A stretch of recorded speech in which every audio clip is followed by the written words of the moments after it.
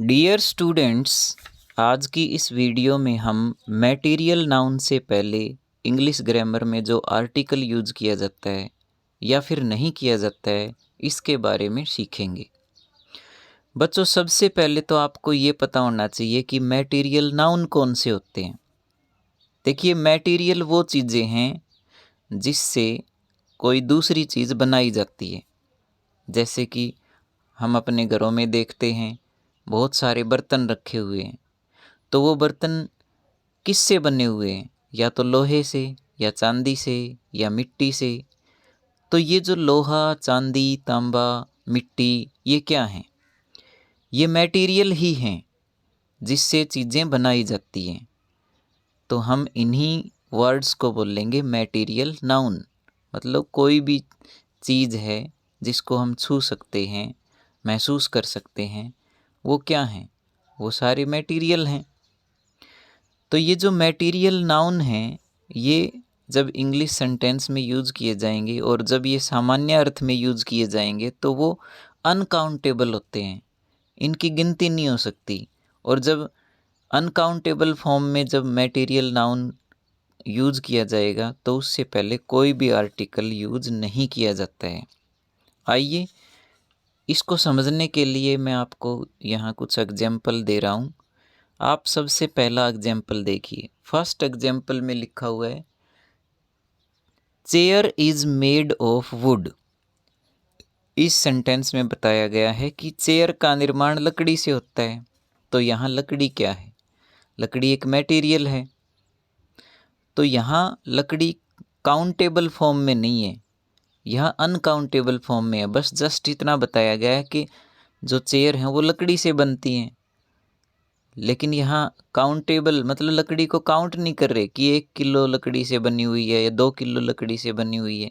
ऐसा नहीं कहा गया, बस सिर्फ सेंटेंस में ये कहा गया है कि चेयर लकड़ी से बनती है। तो लकड़ी ये अनकाउंटेबल फॉर्म है। तो ऐसे सेंटेंस में मटेरियल नाउन से पहले कोई आर्टिकल हम नहीं लगाएंगे। वुड से पहले हमने कोई आर्टिकल यूज नहीं किया है। इसी तरह आप सेकंड सेंटेंस देखिए। सेकंड सेंटेंस में लिखा हुआ है, सी लाइक्स मिल्क या फिर टी या फिर कॉफ़ी। मतलब वह दूध को पसंद करती है, या चाय लेना पसंद करती है, या कॉफ़ी लेना पसंद करती है।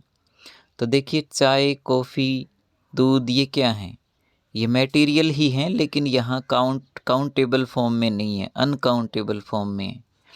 तो ऐसी पोजीशन में, ऐसे केस में इनके आगे कोई भी आर्टिकल मतलब द का प्रयोग नहीं करेंगे हम। इसी तरह कुछ दूसरे एग्जाम्पल भी दिखाए गए हैं यहाँ, आप देखिए। Third sentence, diamond is the hardest substance. Diamond एक मटेरियल है, और यहाँ किसी एक डायमंड की बात नहीं हो रही है, बल्कि सारे ही डायमंड जो हैं वो हार्ड होते हैं। तो डायमंड जनरल सामान्य अर्थ में ये अनकाउंटेबल है।